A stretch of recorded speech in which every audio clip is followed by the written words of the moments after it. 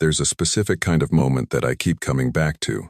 Even now, I'm standing in a line. The room is warm in the way that rooms get warm when too many people are in them. The particular heat of collective grief, and there are flowers everywhere, the kind of flowers that appear in quantities you only see at funerals and weddings, more flowers than any one person could have chosen, ordered in bulk by people who needed to do something, and this was the something available to them. The line moves slowly. People ahead of me are taking their time, which is right, which is what you do. And I am waiting my turn with my hands at my sides and my face doing the thing faces do when you've been holding them still for too long. When I get to the front of the line, his mother looks at me. She has his eyes. I hadn't known that until this moment. I'd seen photos. But photos don't give you the specific quality of someone's eyes in motion, the way they focus and soften and shift. She has his eyes and she's looking at me with the warmth of a woman who is receiving an enormous amount of condolences in a single afternoon and is genuinely grateful for each one, who has not stopped being generous even in the worst day of her life, which tells me something about where he got that quality from. She doesn't know who I am. She has no way of knowing. We had never met. He had been working up to that. I took her hand and I said, "I'm so sorry for your loss." And I meant every word of it in every possible direction. And she said, "Thank you for coming," and she meant that too. And then I stepped to the side to make room for the person behind me. I had been with Eli for 10 months. I knew the sound he made when he was falling asleep. A specific small exhale, slightly uneven. The sound of someone letting go of the day. I knew he always ordered the same thing the second time we went somewhere because the first time he needed to try something new and the second time he needed to know it was still good. I knew he kept a notebook by his bed that he wrote in inconsistently, sometimes every night for 2 weeks, and then not at all for a month. I knew the exact spot on his left shoulder where he'd had a scar since he was 9 from a fall off a bike, and the story of the fall, which changed slightly in the retelling depending on how dramatic he was feeling that day. I knew all of this. I had been keeping it, carefully, for 10 months, and I stood in that line and shook his mother's hand and said the words that strangers say. I want to start there because I think you need to understand that moment before anything else makes sense. Not for drama, though it was, in its quiet and specific way. The most dramatic thing I have ever lived through. But because that moment is the shape of everything I'm going to tell you, the whole story lives inside it. If you've ever had to grieve something you weren't allowed to say out loud, you already know what I'm talking about. Drop a comment and tell me where you're watching from. And if this is your first time here, stay. Subscribe. I need to say this somewhere, and I'd rather say it to you. Let me go back to the beginning. Eli walked into the bookshop on a Tuesday afternoon in January, which is the least romantic possible setting for a story like this and also exactly right, because nothing about how we met was performed. He came in because he needed a gift for a friend who was graduating from nursing school and had no idea what nurses like to read, which is how he phrased it. Do nurses have a genre? Like, is there a thing nurses read? Standing at the counter with his coat still on and his hair slightly damp from rain outside, looking genuinely puzzled by the question he was asking. I told him nurses were people and people had a lot of different genres. He said that was unhelpfully broad. I asked what his friend was like. He thought about it with the specific attention of someone who actually thinks before they speak, which I noticed. And then he described her in enough detail that I could make 3 recommendations.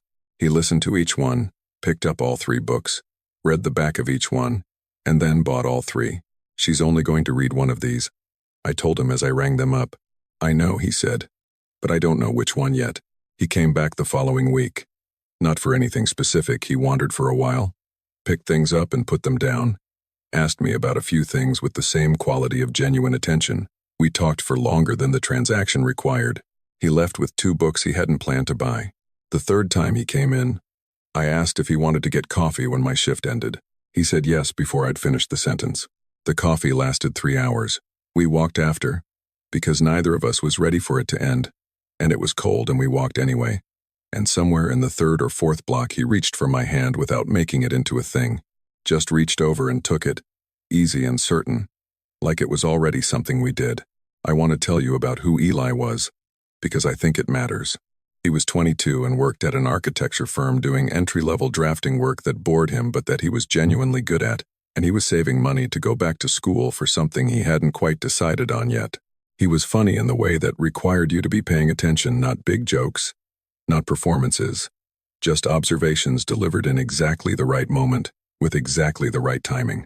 He was the kind of person who remembered things, not in a calculated way, not to demonstrate that he'd been listening, but because he was actually interested and the information just stayed.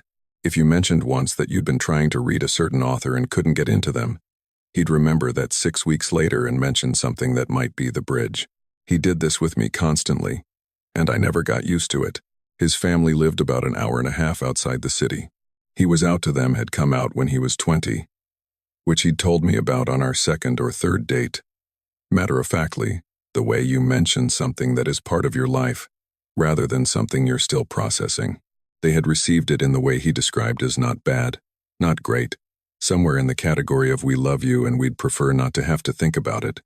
His mother was warmer than that, he thought. His father needed more time.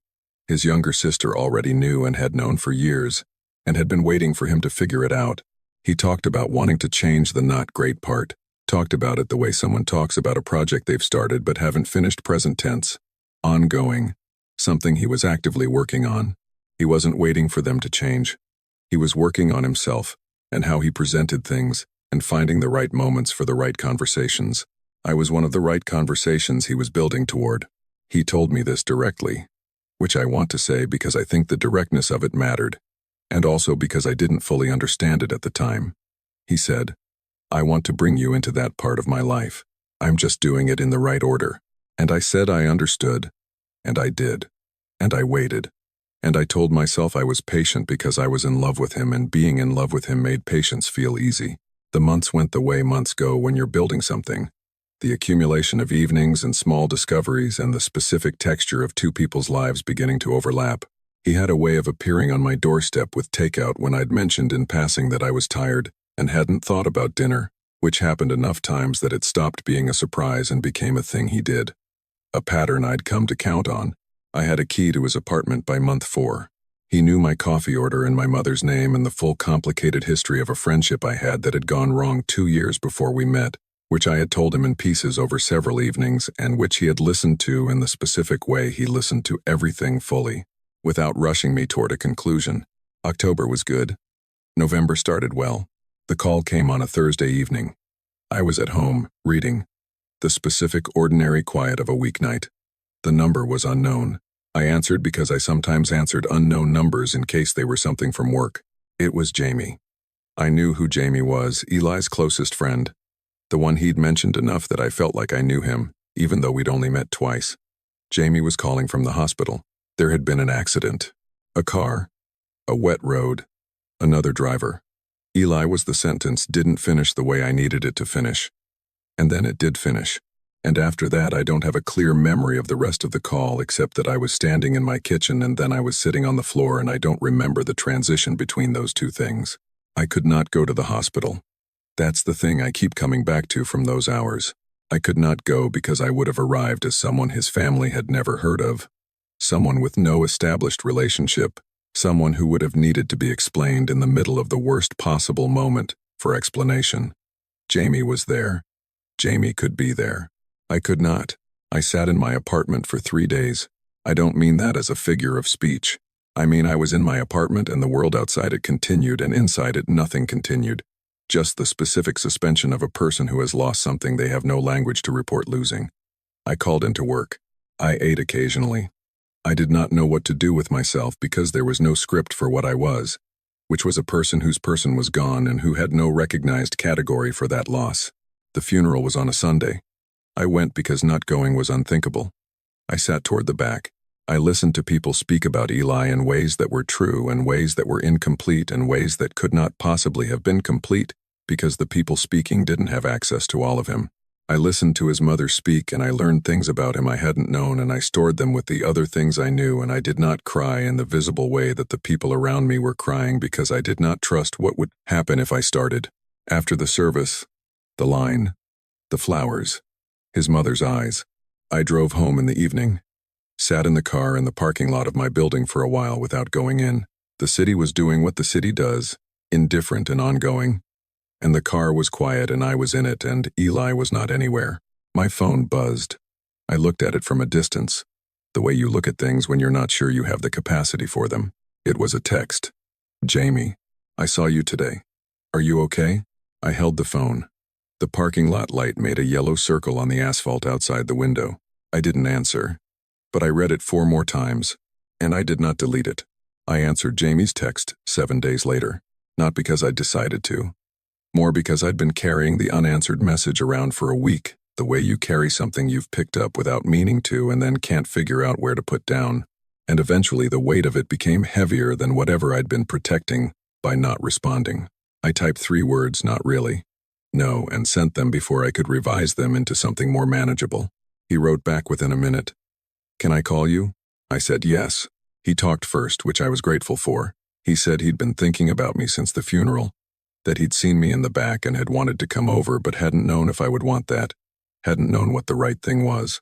His voice had the particular texture of someone who has been crying recently and has stopped and is now operating in the flat aftermath of that.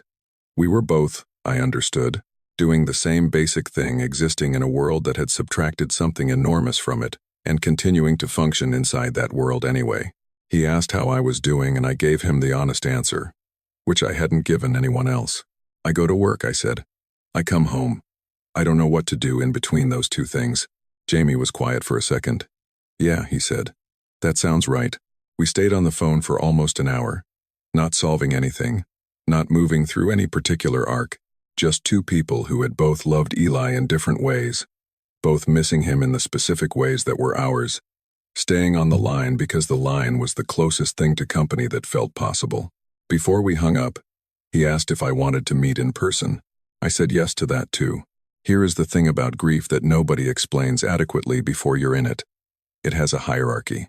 I don't mean that as a criticism of the people at the top of it, his mother, his sister, his father, his oldest friends, the people who had known him longest and loudest and most publicly. Their grief was real and enormous and deserved everything it received. I'm not arguing with the hierarchy. I'm just telling you what it feels like to be at the bottom of it. I went to work every day that first week. Then the second, the bookshop had its usual rhythm opening.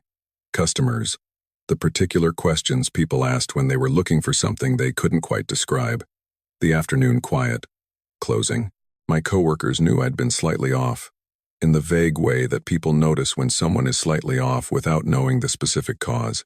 One of them asked once if everything was okay and I said I was tired, and she said she knew that feeling and we moved on. I could not explain what had happened. Not because I was ashamed I had been out for years.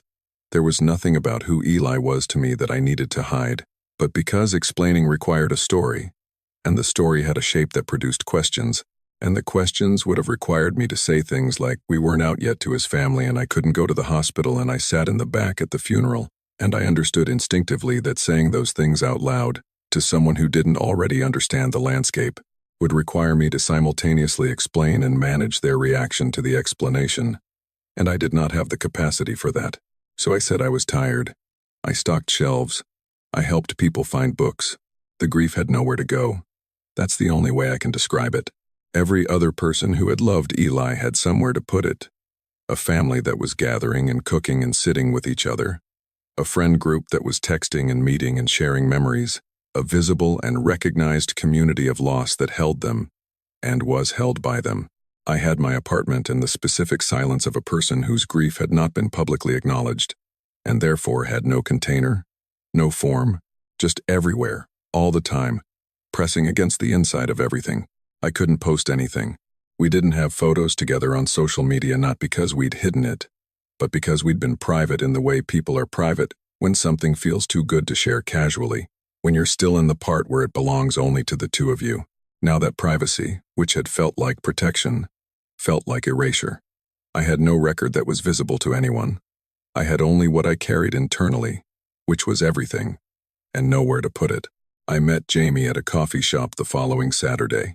He was already there when I arrived, which I'd been expecting in the handful of times I'd met him while Eli was alive. He'd always arrived early, a quality Eli had teased him about affectionately.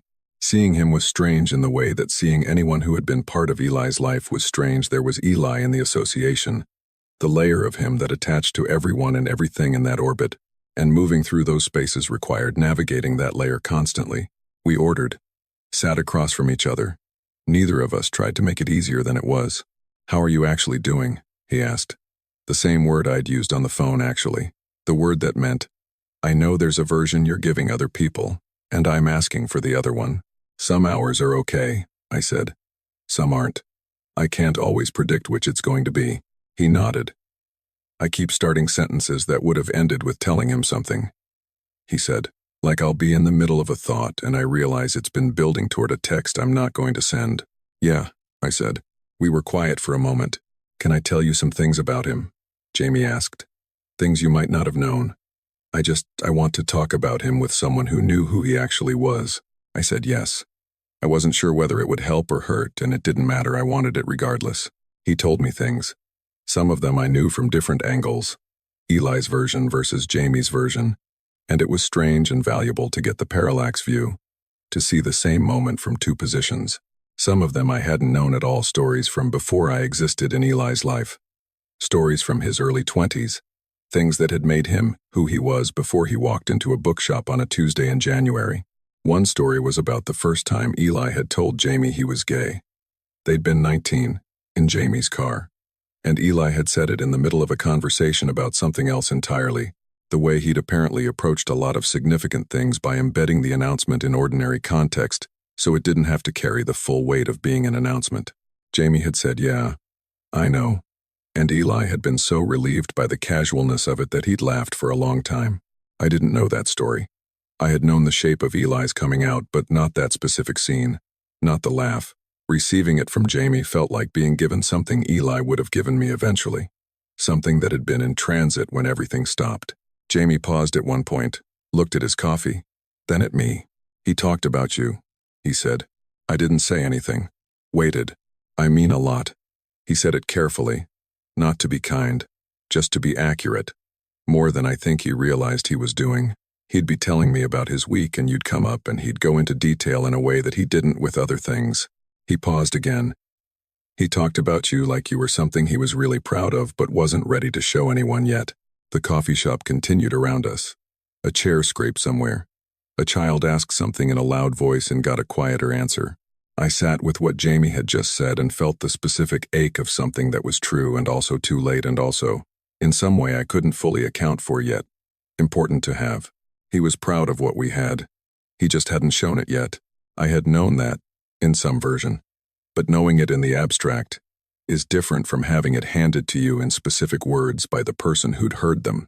It sat differently. We stayed at the coffee shop until mid-afternoon. By the time we left, something had shifted slightly in the way the grief was sitting, not lighter, not less, just differently distributed. The problem with carrying something completely alone is that it has no shape you can examine. As soon as someone else can see it, even a little, it acquires edges. The email from Patricia arrived 11 days after the funeral. I didn't recognize the address. I nearly didn't open it. I'd been on edge about unexpected contact, the way grief makes you sensitive to anything that might require you to perform being fine. But I read the first line through the preview and sat with it for a long moment before I opened the rest. She had found my name and email in Eli's phone. She was reaching out to people who had been important to him. She said she was trying to understand who her son had been in the parts of his life she hadn't seen directly. She knew she hadn't always made it easy for him to share those parts. She was trying to correct that now, even though she understood it was late. She asked if I would be willing to talk with her. I read the email 3 times. Then I put my laptop aside and looked at the ceiling for a long while. She didn't know. That was clear from the language she was treating me as she was treating all of Eli's contacts.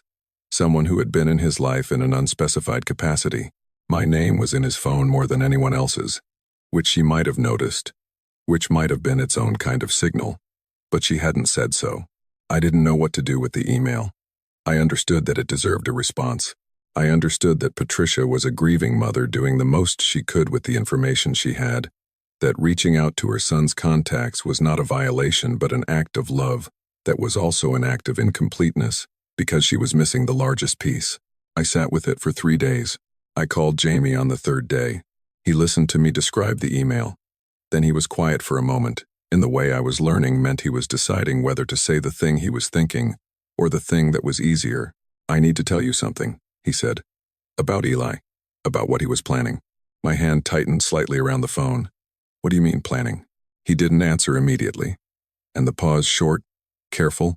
The pause of someone who understands the weight of what they're about to say and is taking a moment to carry it correctly told me that whatever came next was going to change the shape of something. I waited. Jamie told me on the phone. Not in person. I think he understood that I needed to be somewhere private for this, somewhere I could react without an audience, and calling was the right choice for exactly that reason. His voice was steady in the way of someone who had been holding something for a while and had decided carefully that it was time to put it down. Eli had been planning Christmas, not the family Christmas itself that was an annual given, the drive home. The specific traditions of his parents' house that he'd described to me in enough detail that I could have drawn a floor plan. What he'd been planning was what came before it. He'd booked a restaurant, a specific place, downtown, somewhere we'd walked past once and I'd said I'd wanted to try it, and he'd filed it the way he filed everything. He'd made a reservation for the 23rd of December, the night before he was going to drive home, so that it would be recent, so that the version of him that sat down with his family on Christmas Eve would be the version that had just come from dinner with the person he wanted them to know about. He told Jamie about it in October, a month before the accident. I sat in my apartment and listened to Jamie tell me this, and I didn't say anything for a long time after he finished. He had a date in mind, Jamie said quietly. He knew what he was going to say to them. He'd been thinking about how to say it for a while. A pause. I thought you should know. I've been trying to figure out if telling you would help or make it worse, and I keep landing on you deserve to know what he was building toward. How long have you known? I asked. Not accusatory, just needing the information. Since October. He called me after he made the reservation. October. He'd been carrying this since October and I hadn't known, which was his choice and his right, and also, sitting here now, felt like a particular kind of loss inside the larger loss, the parallel life that had been in progress, the plans being made in the near future, the version of December that was supposed to exist. He was going to bring you home, Jamie said. I put the phone down after we said goodbye and sat with that sentence for a long time. Here is what I hadn't let myself look at directly until that moment.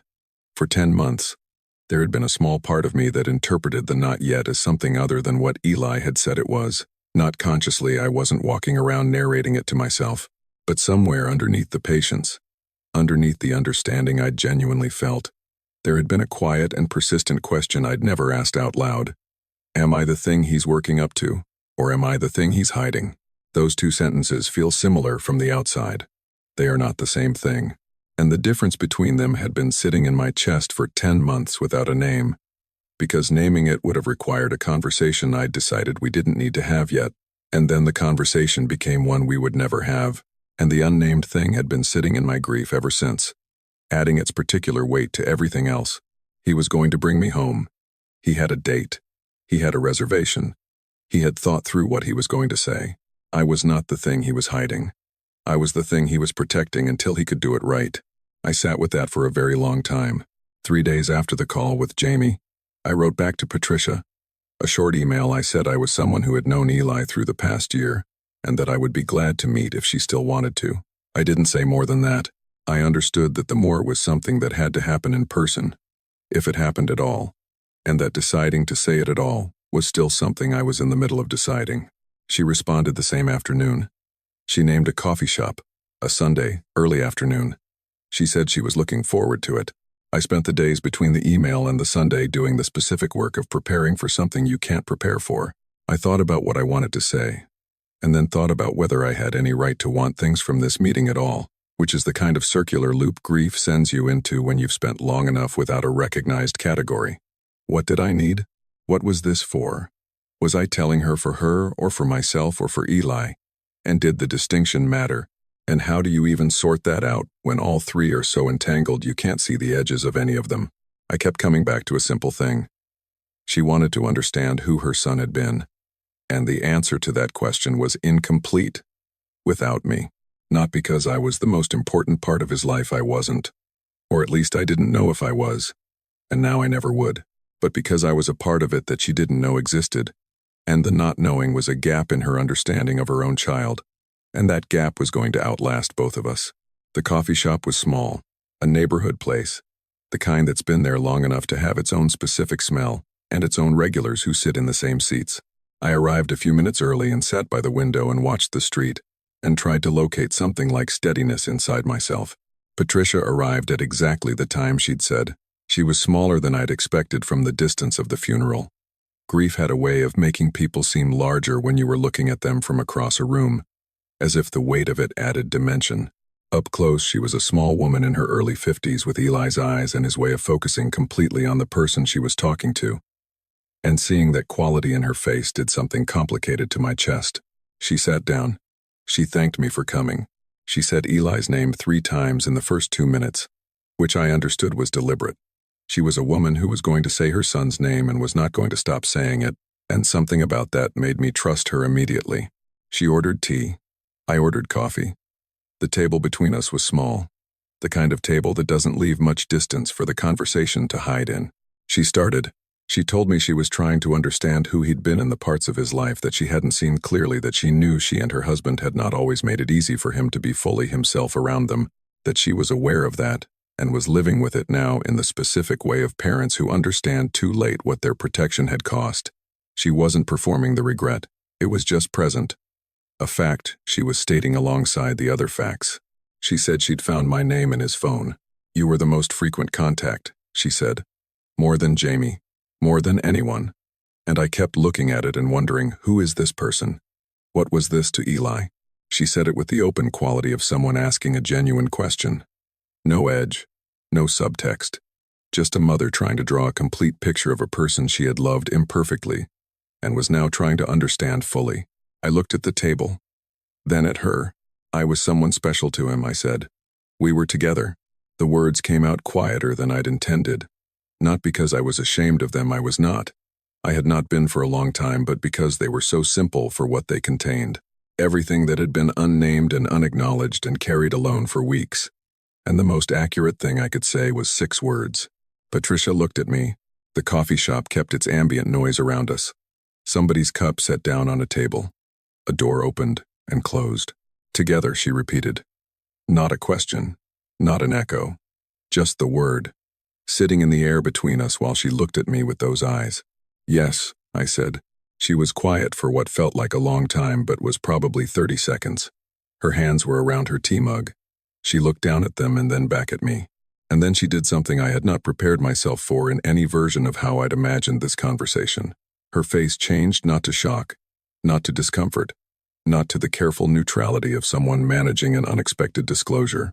It changed the way a face changes when something sad becomes sadder, when the grief that was already present finds a new dimension.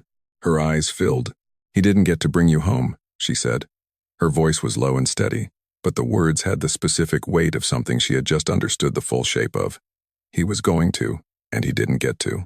I had been holding myself together for this entire meeting with the careful internal effort of someone who understands that falling apart in public is a luxury they have not yet earned here, that this was her space to grieve and I was a visitor in it.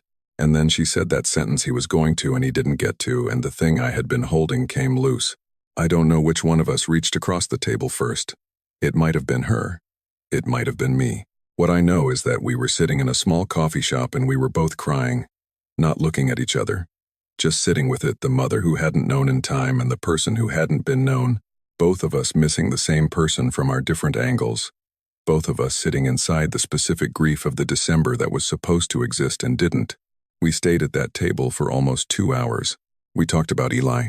She told me things about him that I hadn't known, the child he'd been, the teenager, the specific combination of qualities that had produced the person I had known at 22.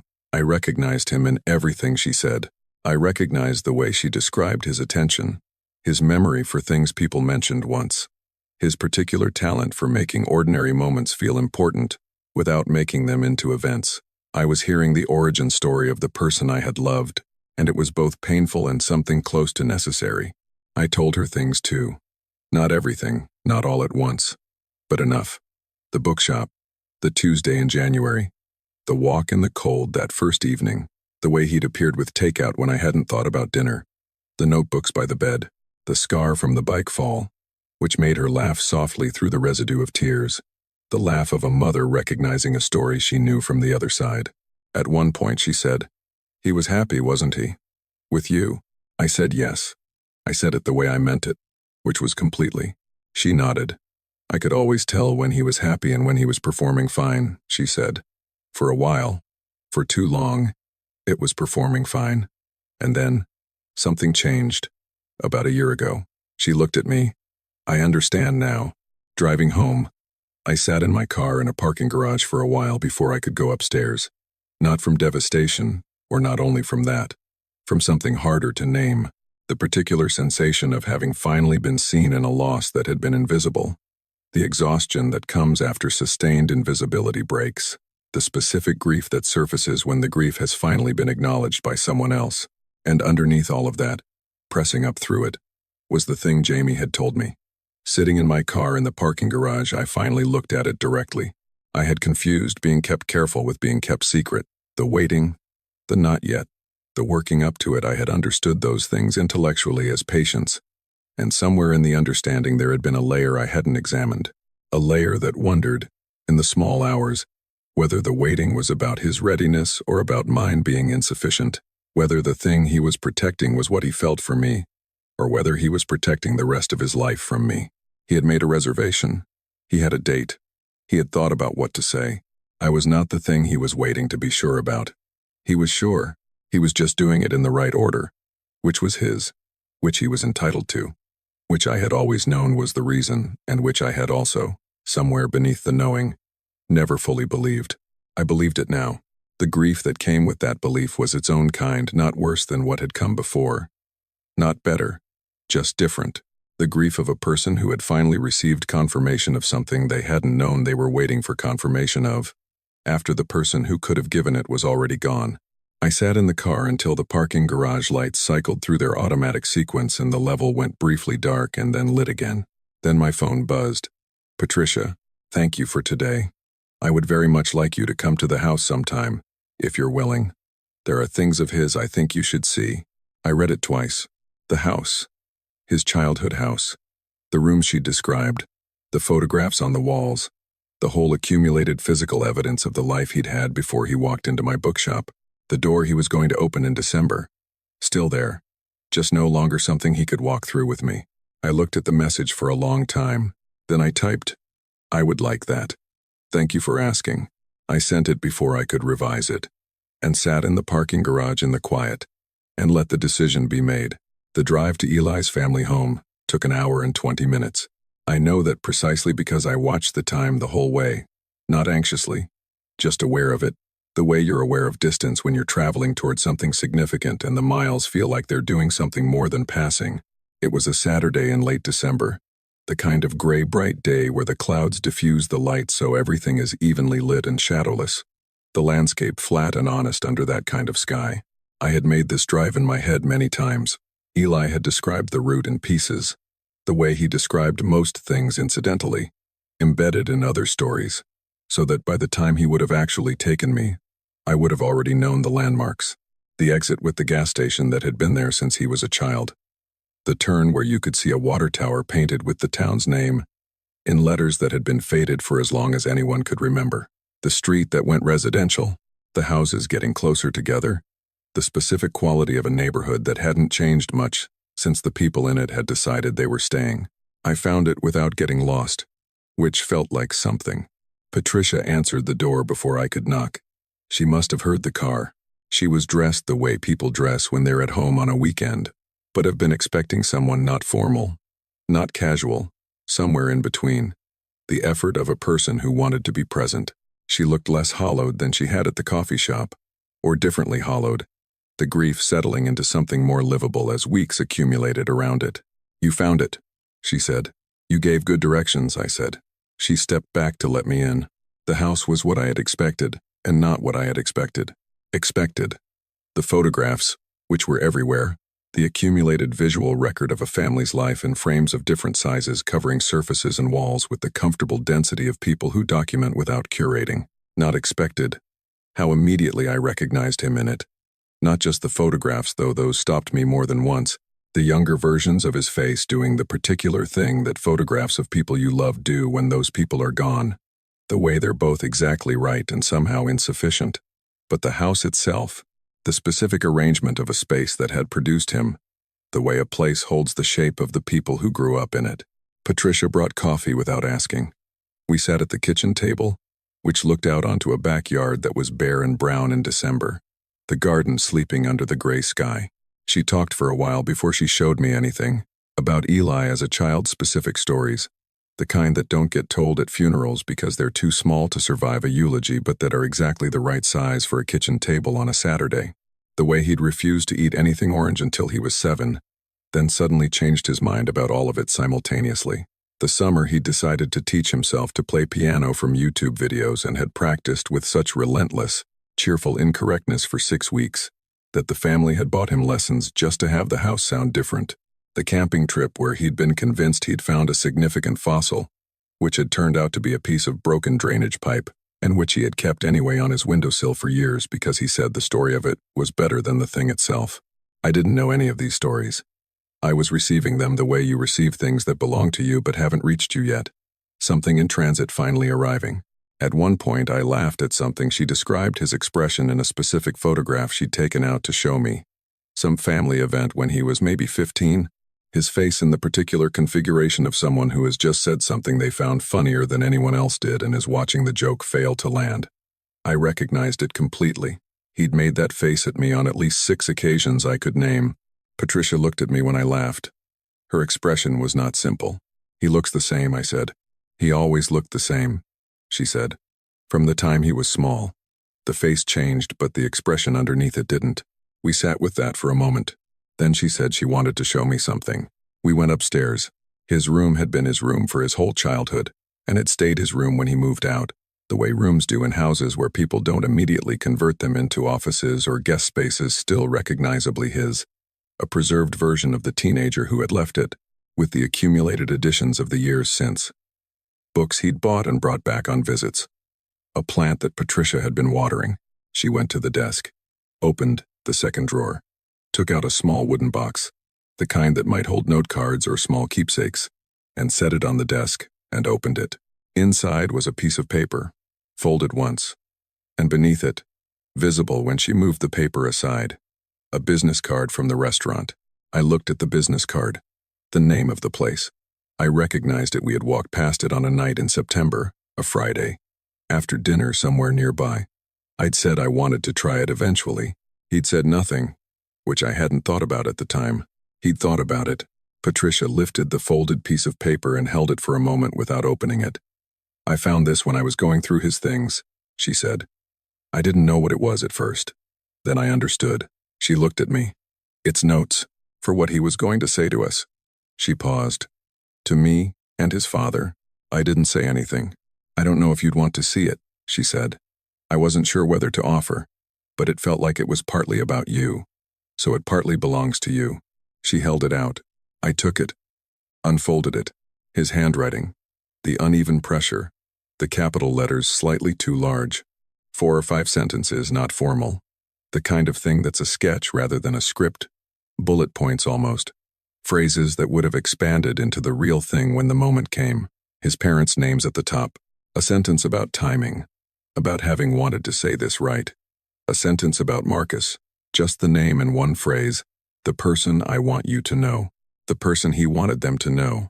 I refolded the paper carefully and held it for a moment, and then set it back in the box with the business card. Patricia didn't ask what I was feeling. She just stood there in her son's room and let me be in whatever I was in for as long as I needed to be in it, which is the only correct thing to do in a moment like that, and which she understood without being told. Eventually I said, "Thank you for showing me this." "Thank you for coming," she said. "I mean that." We went back downstairs, spent another hour at the kitchen table. She asked about my life not as conversation filler, genuinely, with the specific attention I recognized from him. I told her some things, about the bookshop, about the city, about the version of my life he had been part of. She listened the way mothers listen when they're gathering information about the person their child had become when they weren't watching. Before I left, she asked if she could give me one of the photographs, a specific one she'd taken out earlier. Eli, at what looked like his early 20s, outside somewhere, caught mid-laugh at something off to the side of the frame, entirely unaware of the camera. "I had extras made," she said. "I wasn't sure who to give them to, but I know this one should be yours." I took it, looked at it in my hands for a moment, his whole face in it. "He was going to bring you home," she said again. Not the first time she'd said it, not the last. I suspected it had become the sentence she returned to, the way grief circles back to its specific losses. I want you to know that I understand now what that means, what it means that he didn't get to. I said I understood that she understood, and I meant it. I drove back to the city with the photograph in the passenger seat. Face up, I want to tell you something about the weeks after that visit. They were not easy. I'm not going to tell you that something resolved into something lighter, that the grief became manageable in a clean or linear way.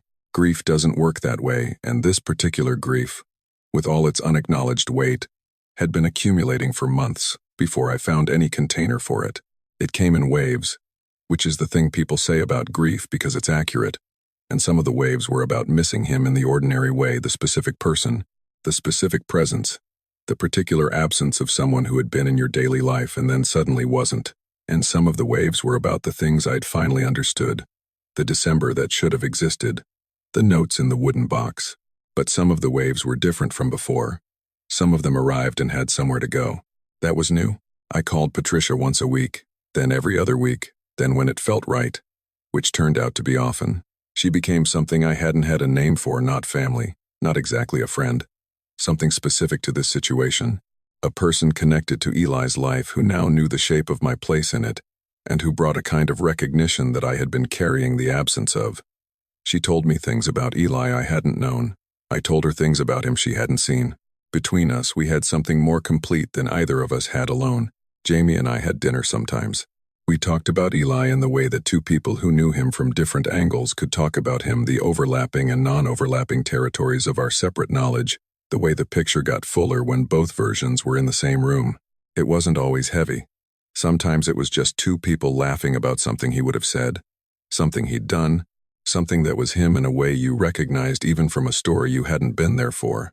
In late January, I posted a photograph on my phone, not the one Patricia had given me, that one was private, set in a frame on my shelf, not for public presentation, a different one, a phone photo from September, the two of us on that walk in the fall before everything, catching us at an angle that suggested rather than displayed, both of us mid-movement, the city in the background. I wrote nothing underneath it, no caption, no explanation, just posted it and put my phone down. The people who knew understood. A few of them sent messages the kind you send when you understand the weight of what someone has just made visible after it's been invisible for a long time. I didn't need to explain anything to any of them, and the people who didn't know, they weren't who I was posting for. It was not a large act. I want to be accurate about that. But grief has small doors, and some of them matter as much as the large ones. What I was doing was giving the loss a name it could live in publicly, after months of carrying it in a language only I could read. That mattered. The naming mattered. I want to say something to you now. There is a kind of grief that doesn't get a category. A loss that the world doesn't officially recognize because the relationship it belonged to wasn't officially recognized, or wasn't publicly known, or existed in a space that other people didn't have access to. A grief that has to prove its right to be called grief before it gets the support that grief is supposed to come with. If you're in that, if you're carrying something that the people around you don't know to mourn with you, I want to tell you directly, your grief is real. It doesn't need to be witnessed to be valid. The size of what you lost is not determined by how many people knew about it. You loved someone. Something was taken from you. That is the whole qualification. But I also want to say this. If you can find even one person who sees it, one person who can say the name of what was lost and recognize it for what it was, it changes something. Not the loss itself. Nothing changes the loss. But the carrying of it. Even one person is enough to make it survivable in a way that carrying it completely alone is not. I found a few. I found Jamie, who had known Eli and knew what we were. I found Patricia, eventually, who became the person who could say your name in the same sentence as her sons and mean it fully. I found over time the ability to say it myself in spaces where I hadn't been able to say it before. None of those things brought him back, but they gave the grief a shape I could hold instead of a shapeless weight I could only be crushed under. If something in this is sitting somewhere in you, if you're grieving something silently right now, for a relationship or a person or a possibility that other people didn't know to mourn with you, tell me in the comments. I read everyone, and you don't have to explain it. I know what it means to have something real that other people don't have the language for. You can just say, me too. That's enough. Subscribe if you want more of this. Stay. The bookshop has a shelf near the window that gets the afternoon light. It's the shelf where I first saw Eli, where he stood on a Tuesday in January and asked if nurses had a genre, wearing a coat that was slightly too big and looking genuinely puzzled by his own question. I work near that shelf most days. I walk past it constantly. I've helped hundreds of customers find things in the vicinity of it since January, since the Tuesday that started everything, since the 10 months that followed. People ask me sometimes if it's hard to be there, in the place it started. I understand why they ask, but the answer is no, which surprises me every time I give it, and which I've been trying to understand for a while. I think the reason is this. The shelf is the beginning of the story, not the end of it. When I look at it, I don't see where it stopped. I see where it started, the specific ordinary Tuesday, the question about nurses, the 3 books he bought because he didn't know which one she'd like, so he bought all of them. The beginning of something that was real for 10 months, and that changed the shape of me in ways I'm still finding. He stood at that shelf and asked a question, and I gave him an answer, and he came back the following week and the week after that, and for 10 months, he was the best thing in my life, and he knew it, even if not everyone else did. And I knew it, and Patricia knows it now, and Jamie always knew it, and that is, finally, enough. Not everything, not what it should have been, not the December version, not the rest of the years that were supposed to follow, but enough to call real, enough to call a life that was loved in it, enough to stand in a bookshop in the afternoon light and carry without being collapsed by. He stood here. He asked a question. He came back. That is the whole story, and it is enough, and I will keep it for the rest of my life.